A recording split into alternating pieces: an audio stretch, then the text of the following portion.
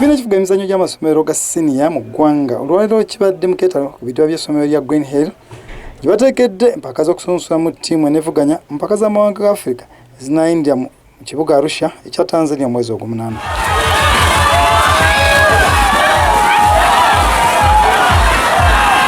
Zino zitabiddwa mu masomero 11 zikyamudde pulezidenti w'ekibiina ekifuga omuzannyo guno mu ggwanga Donald Lukale. Tuli basanyufu nnyo okukolagana ne National Secondary Schools Sports Association okukolagana kuno kituyamba to make sure that swimming ekwate mu secondary schools. Tulina amasomero nga 10 n'abawozi abasukka mu 205. Lukale alaze emitendera abawozi mwe basinze okukola obulungi. Abawozi bakola bulungi nabye butterfly mulimu Kala Mugisha, Twina Mpaire who is also doing well, David Ocheng. So there are very many good swimmers in the sprints, 50 meters, freestyle, butterfly, and individual medley bakola bulungi.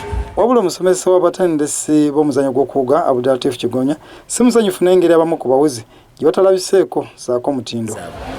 Kubanga abaana be tufunye wano olwaliro candidate classes tebaliimu, S4 6 tebaliimu, azze wa S4 6 abadde ta training.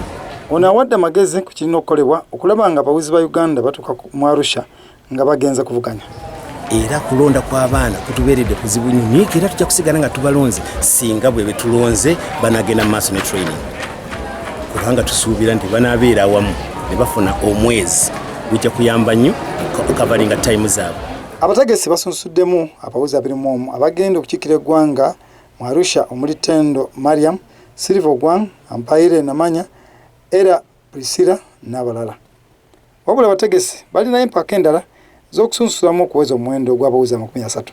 Amasomero amalala agavuganyizza mulimu Ndege SS, Buddo King's College, Gayaza High School n'amalala.